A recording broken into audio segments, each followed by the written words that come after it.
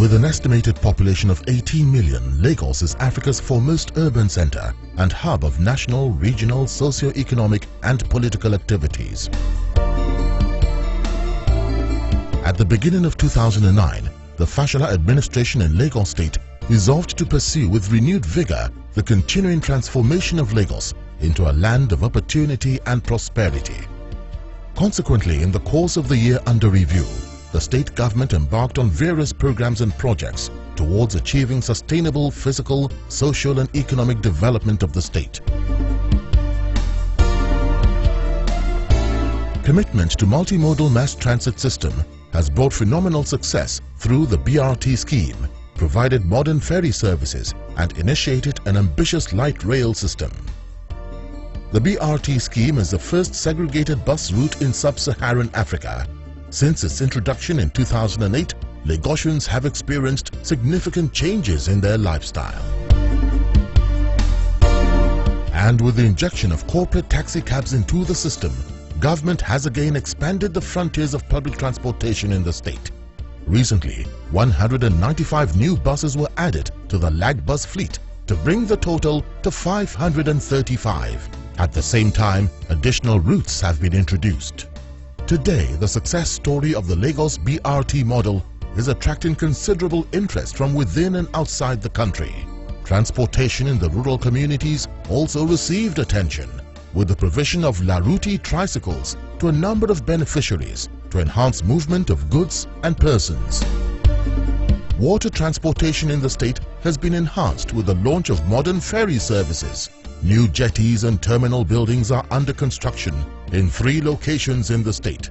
Existing jetties at Mile 2, Oworonshoki, Ajegunle, Marina, Ebutero and others have been upgraded.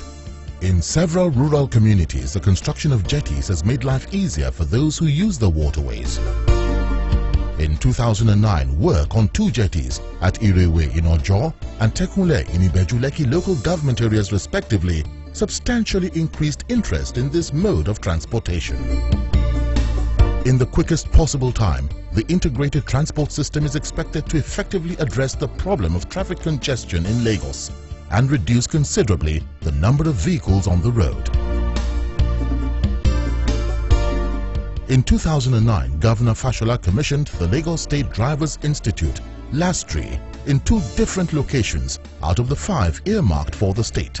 The 5 centers are in Oshodi, Ilogbo in Badagry, Ministry of Transportation Yard in Ikorodu, Ministry of Transportation Yard in Epe, and on Lagos Island. Through its retraining program for professional drivers in the state, LASTRI has become a bold statement of commitment to re-establish sanity and safety as indispensable components of the driving culture in Nigeria.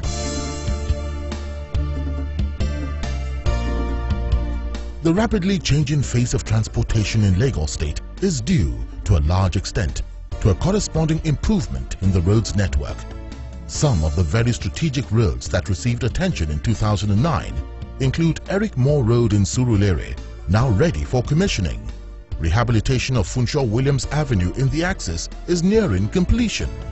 Key roads network in the business precinct of Herbert Macaulay, such as Ajay and Montgomery streets, as well as the Commercial Road and Old Yaba Road, have all regained their lost glory through substantial infrastructural upgrade. The Murtala Mohammed Road from Jibowu End to Ido is another priceless asset that the Fashola administration is bequeathing to the state. At Wilma in Ajegunle, rehabilitation work included the construction of the bridge on the road, while Mobile Road in Apapa joined the long list of impressive roads network the Lagos State government delivered in 2009. In Okota area, the completion of the Agor Palace Way and ongoing construction of Okota Itire Overhead Link Bridge bear eloquent testimony to the determination of government to take Lagos to the next level. On completion, this bridge will serve a huge population of more than 4 million residents in this axis. Away from the city center, more and more communities in the city suburbs are being opened up and linked with development, making them centers of attraction for investment opportunities. Association Avenue in Ikotun, Uniwaya Road in Agege, Old Ota Road as well as Abule Egba, Ekoro, Agbele Kale, Meron Road are all set to transform these communities into quality environments.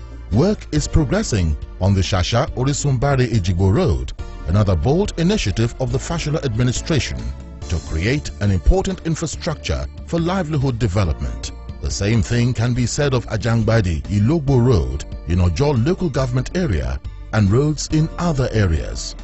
In Ifako, this bridge will on completion provide a link between both sides of this community, which have been separated over the years by a yawning gully. Government has recovered, rehabilitated and constructed several drains, most of which are of immense strategic importance in deflooding many parts of Lagos.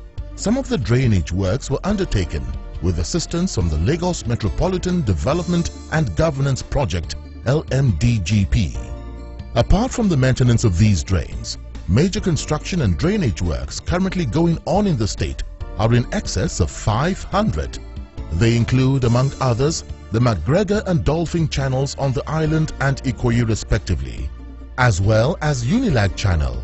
Ongoing drainage construction works are on Lasu Iba Road, Shasha Orisumbare Ejigbo Road, Alafia in Amukoko and the Ogba Drainage Channel, among others.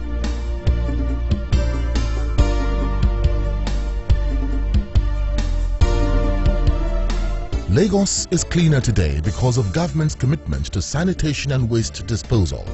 Lagos currently generates between 4,000 and 6,000 tons of waste per day.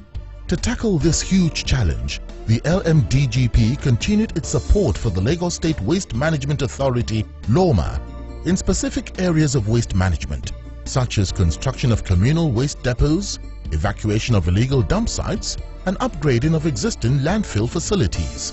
Furthermore, LOMA has been strengthened with the provision of more trucks, and government is constructing more transfer loading stations across the state. The Fashola administration has well-conceived policy initiatives aimed at improving and sustaining the environment. Recently, the state organized the first-ever Climate Change Summit to highlight the imperatives of safeguarding the future of our environment for our children. At the event, some prominent Lagosians were publicly presented as environment ambassadors. As Lagos enters a new era of beautification and greening of the environment, the second annual tree planting exercise, which took